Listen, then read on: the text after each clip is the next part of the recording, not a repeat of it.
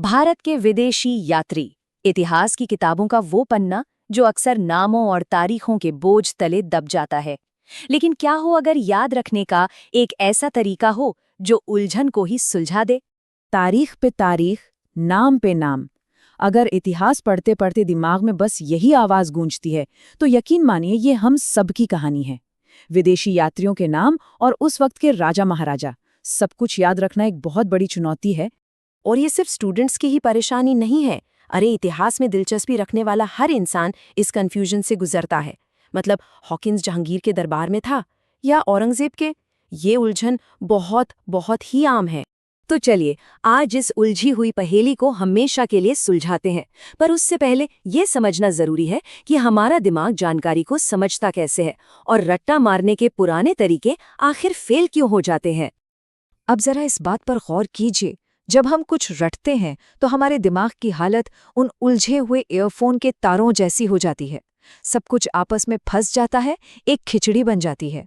लेकिन जब हम विजुअल ट्रिक्स का इस्तेमाल करते हैं तो दिमाग में जानकारी एक साफ चमकते हुए रास्ते की तरह स्टोर होती है, जिसे कभी भी कहीं भी आसानी से याद किया जा सकता है। तो फिर इसका हल क्या है? इसका हल है एक न्यूरल हैक।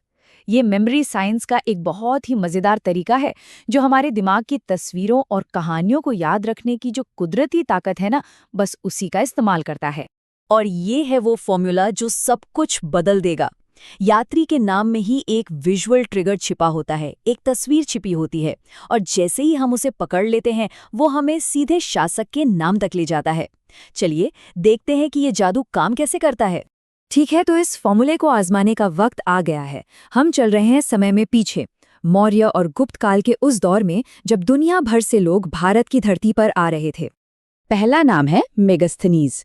इस नाम को जरा ध्यान से सुनिए। मेगास्थनीज मतलब एक बहुत बड़ी विशाल जगह। अब सोचिए सबसे विशाल जगह कौन सी हो सकती है? हम चांद के बारे में सोच सकते हैं, है ना?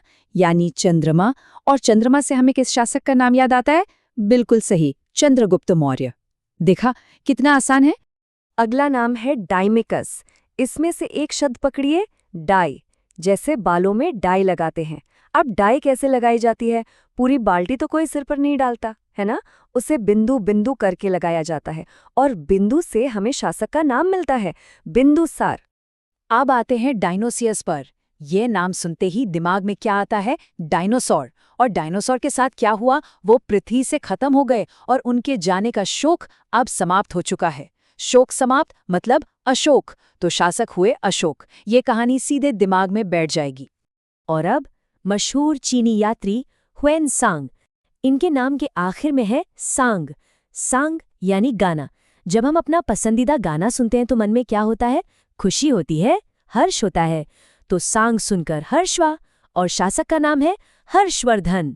चलिए अब समय में एक लंबी छलांग लगाते हैं और सीधे पहुंचते हैं मुगल दरबार में।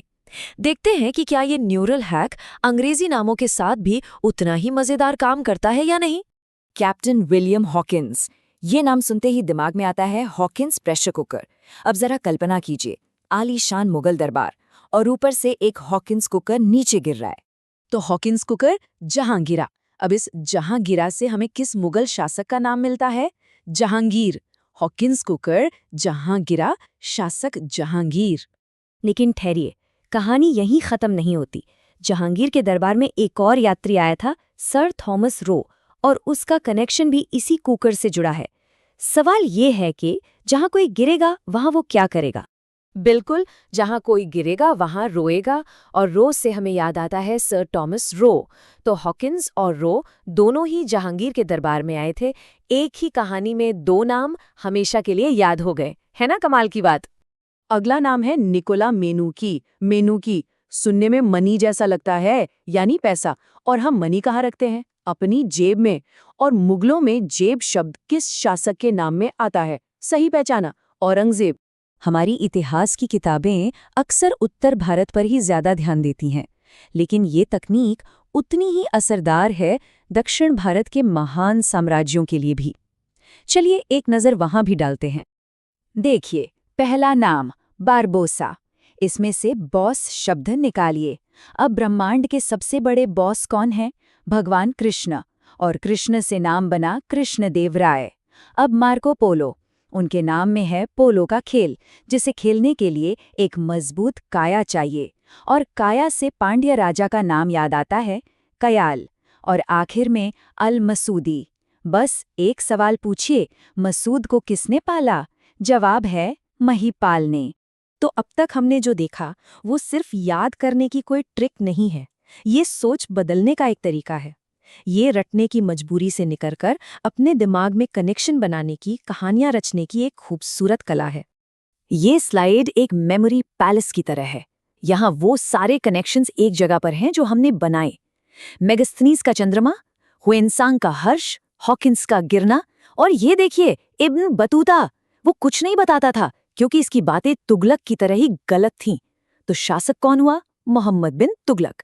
ये टेबल एक बहुत ही पावरफुल रिवीजन टूल है। और आखिर में बस एक गहरा विचार। हम अक्सर इन मेमोरी ट्रिक्स को शॉर्टकट समझते हैं, लेकिन सच तो ये है कि जब हम किसी पुराने नाम को एक नई तस्वीर से जोड़ते हैं, तो हम कुछ नया नहीं कर रहे। हम इंसानी दिमाग की उस सबसे पुरानी और शक्तिशाली कला को दोहरा रहे हैं, जो तस्वीरों में सोचती है, कहानियों में जीती है। रटना एक आधुनिक बीमारी है, और विजुअलाइजेशन इंसान की प्राकृतिक और प्राचीन कला है।